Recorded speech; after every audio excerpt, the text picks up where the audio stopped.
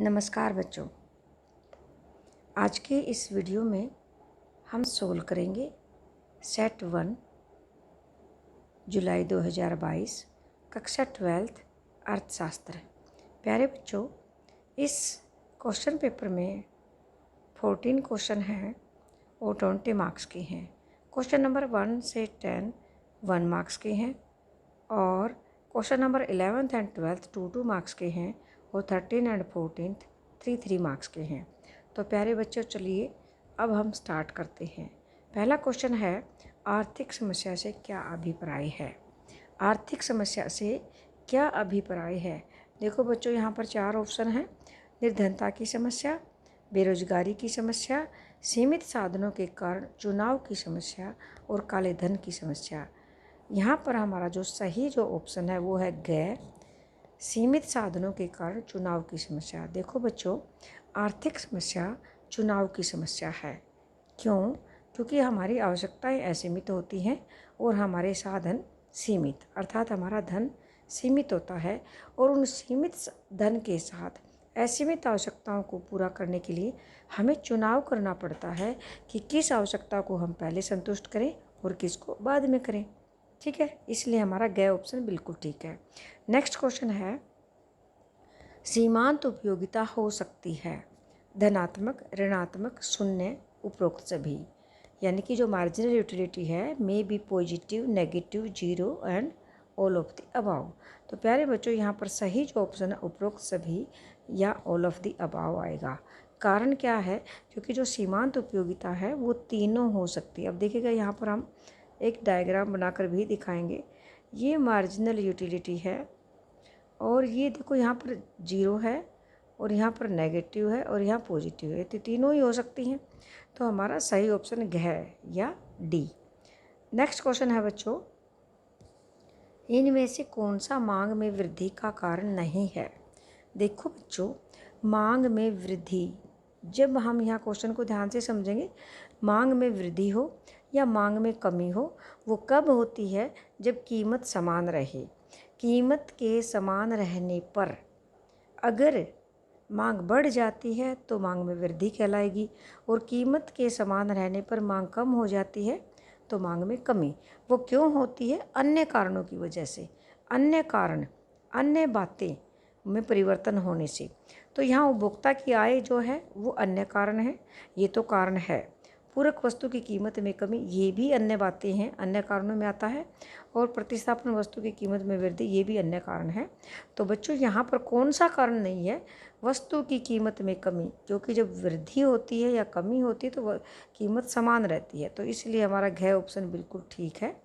यहाँ पर घ ऑप्शन आएगा कि वृद्धि और कमी होने के लिए कीमत समान रहती है, लेकिन यहाँ इसने कहा कीमत में कमी समान नहीं रही, इसलिए ये कारण नहीं है। ओके बच्चों, नेक्स्ट क्वेश्चन हमारा है, कौन सा परिवर्ती अनुपातों के नियम के लागू होने का कारण है। देखिएगा, परिवर्ती अनुपात, परिवर्ती अनुपात क्या होता है? जो अल्पकाल में लागू होते हैं, एक साधन शिथिल होता है, बाकी परिवर्तनशील होते हैं। तो यहाँ पर उसका कारण क्या है? कारकों में भिन्नता। देखो भाई, उत्पादन के 4 कारक हैं और चारों भिन्न होते हैं, तो ये तो कोई कारण नहीं है, ये गलत हो गया।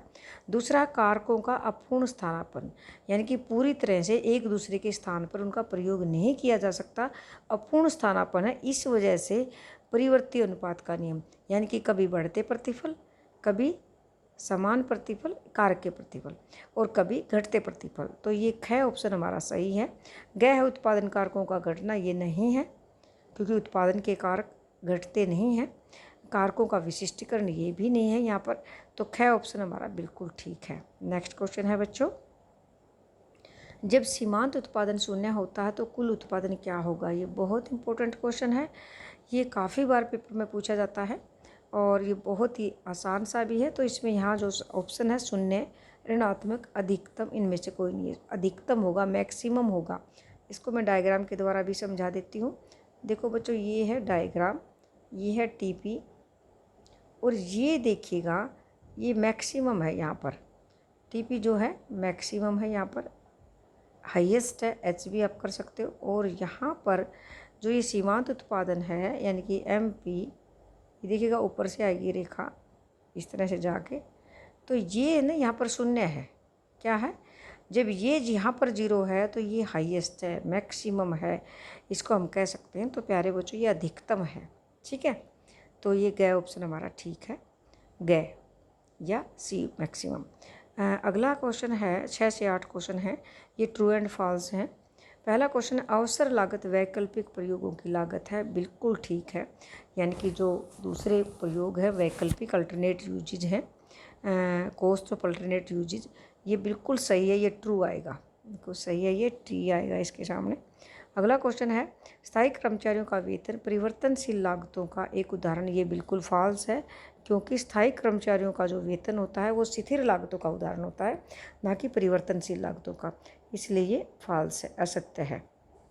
अगला क्वेश्चन है, यदि उत्पादन के कारकों में 7% वृद्धि करने से उत्पादन में 10% की वृद्धि हो जाती है तो इसे पैमाने के बढ़ते प्रतिफल कहा जाएगा। ये बिल्कुल सही है। देखो बच्चों, उत्पादन के कारकों में, क्योंकि जब पैमाने के प्रतिफल होते हैं तो पूरा पैमाना बदल जाता है। तो जितने भी कारक हैं उत्पादन के, जैसे 4 कारक हैं, 4 फैक्टर ऑफ प्रोडक्शन होते हैं, इनके उत्पादन के चारों कारकों में अगर वृद्धि 7% की जाती है तो उत्पादन में उससे ज़्यादा वृद्धि होती है, तो पैमाने के बढ़ते प्रतिफल है। ये सही है, ये ट्रू है, इसमें कोई दिक्कत ही नहीं है। अगला क्वेश्चन है हमारा, अब 9th क्वेश्चन पे हम आ जाते हैं।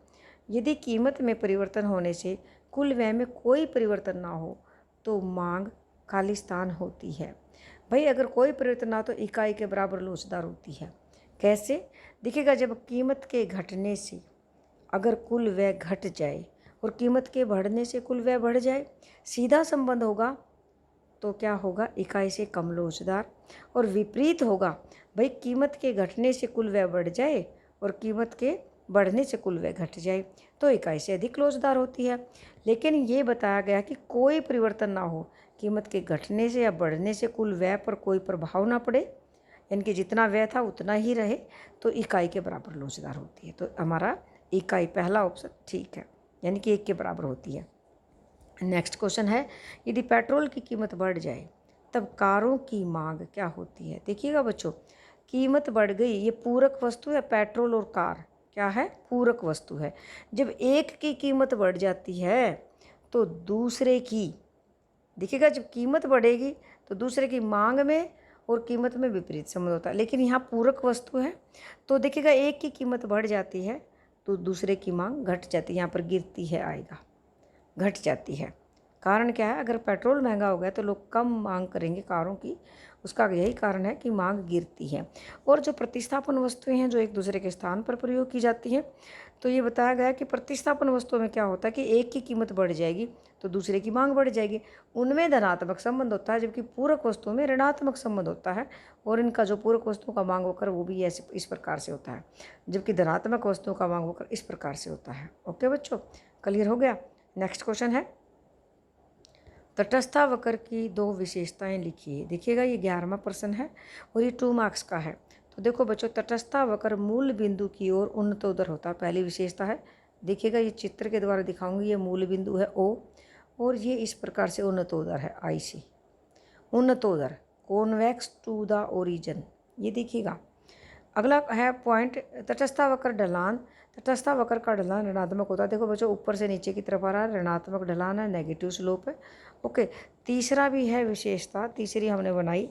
तीसरी है तटस्था वक्र एक्स एक्सिस या वाई एक्सिस को कभी नहीं छूते। देखो बेटा, ये तो एक्स एक्सिस है और ये वाई एक्सिस है, ये इसको छुएगी नहीं, इनको टच नहीं करेगी। ये 3 विशेषताएं होगी। और भी विशेषताएं हैं, जैसे चौथी विशेषता हम ऐसे कह सकते हैं, ऊंचे तटस्था वक्र ऊंची संतुष्टि को बताएंगे और नीचे वाले नीची संतुष्टि को, ज़्यादा कम संतुष्टि को बताएंगे, और ऊंचे तटस्था वक्र ज़्यादा संतुष्टि को दिखाएंगे। तो तटस्था वक्र एक दूसरे को कभी नहीं काटते हैं आपस में। तो इस तरह से काफ़ी विशेषताएं हैं, लेकिन हमारा 2 मार्क्स का क्वेश्चन है, इसलिए हम 2 या 3 विशेषताएं ही लिखेंगे। नेक्स्ट क्वेश्चन है, परिवर्ती अनुपात का नियम क्या है? देखो बच्चों, परिवर्ती, state the law of variable proportion. देखो बच्चों, परिवर्ती अनुपात का जो नियम है ये अल्पकाल में लागू होता है। कब लागू होता है? अल्पकाल में, क्योंकि अल्पकाल में कुछ साधन परिवर्तनशील होते हैं और कुछ स्थिर होते हैं। जब स्थिर साधनों के साथ परिवर्तनशील कारक को बढ़ाया जाता है तो क्या होगा? अब ध्यान से इसको देखेंगे। जब स्थिर कारकों के साथ परिवर्तनशील कारक की मात्रा को बढ़ाया जाता है तो पहले औसत और सीमांत उत्पादन एक सीमा तक बढ़ते हैं और उसके पश्चात गिरने लग जाते हैं। उसे क्या कहेंगे? परिवर्ती अनुपात का नियम कहेंगे। समझ गए? ये अल्पकाल में लागू होता है और इसको हम रेखा चित्र के द्वारा भी दिखाएंगे। ये देखिएगा बच्चों, यहाँ पर मैं जैसे एक रेखा चित्र बना देती हूँ। देखिएगा, जैसे मान लीजिए ये है, तो ये परिवर्ती जो अनुपात है, तो इसमें क्या होता है, ये तो टीपी है, लेकिन हम यहाँ बात कर रहे हैं, देखिएगा ये एमपी है और ये आपका एपी है। तो देखो कुछ सीमा तक ये औसत उत्पादन भी और सीमांत उत्पादन भी बढ़ते हैं और उसके बाद ये गिरने लग जाते हैं। तो ये है परिवर्ती अनुपात का नियम। क्लियर हो गया होगा। नेक्स्ट क्वेश्चन है, मांग के नियम की सचित्र व्याख्या करें।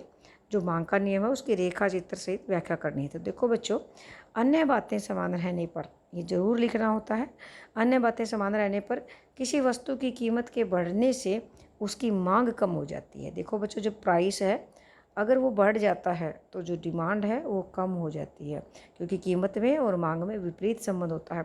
और कीमत के घटने से अगर प्राइस घट जाता है तो मांग बढ़ जाती है। जैसा कि तालिका व रेखा चित्र में दिखाया गया है। तो देखो बच्चों, इसकी तालिका कीमत 10 रुपये है तो मांग मात्रा है 4, कीमत 20 है, बढ़ जाती है तो मांग कम हो जाती है, और कीमत बढ़कर 30 हो जाती है तो 20 2 और 40 हो जाती है तो 1। यानी कि जब कीमत 10 रुपये है तो 4 किलो की वो मांग कर रहा है उपभोक्ता, और जब कीमत बढ़कर 40 हो जाती है तो 1 की। इसी को हम रेखा चित्र की सहायता से हम देखेंगे। 10 20 30 40 हमने वाई एक्सिस पे लिखा, इधर हमने 1 2 3 4 लिखा, और जब देखिएगा हमने 40 रुपये कीमत पर 1 किलो मांग दिखाई है और 10 रुपये कीमत पर 4 मांग दिखाई, और इन दोनों को मिलाएंगे तो मांग वक्र बन जाता है। तो ये हमारा रेखा चित्र भी हो गया और तालिका भी हो गई। इस तरह से आपने करना है, क्योंकि 3 मार्क्स का है। 3 मार्क्स में अगर आप इतना करते हैं तो वो भी काफ़ी है। ओके बच्चों, नेक्स्ट क्वेश्चन हमारा 14th, दिए गए आंकड़ों की सहायता से कुल बंधी लागत। देखिएगा बच्चों, कुल बंधी लागत यानी कि FC, औसत बंधी लागत और औसत घटती बढ़ती लागत ज्ञात करें। देखो यहाँ इन्होंने FC, देखो ये 40 हमने देखो ये निकाल रखी है, ये भी समझाएंगे कैसे निकालनी है। और औसत बंधी लागत एवरेज फिक्स्ड कॉस्ट ये भी निकालनी है। औसत घटती बढ़ती लागत एवरेज वेरिएबल कॉस्ट ये भी निकालनी है। देखो बच्चों कैसे निकलती है। हमारे पास जो आंकड़े दे रखे हैं वो हैं, देखो 0 से 5 तक हैं उत्पादन की इकाइयाँ, और कुल लागत है 40 80 110 126 128 135। अब बात आ जाती है कि कुल बंधी लागत हम कैसे निकालेंगे। तो देखिएगा, ये 40 40 40 हमने दिखा रखी है। तो क्यों 0 इकाई की जो लागत होती है ना, जब हम 1 इकाई का भी उत्पादन नहीं करते, वो स्थिर लागत कहलाती है। तो यहाँ हमने सभी इकाइयों की जो स्थिर लागत है वो 40 40 ये हमने इस प्रकार से लिख दी। अब है कुल लागत, एवरेज फिक्स्ड कॉस्ट यानी कि औसत स्थिर लागत क्या होगी। 40 40 जो स्थिर लागत है इसको इकाइयों से भाग दे देंगे। जैसे 40 को पहले हमने 1 से भाग दिया तो 40 आ गई, फिर 2 से भाग दिया तो 20 आ गई, 3 से भाग दिया तो 13.3, 4 से दिया तो 10 और 5 से दिया तो 8।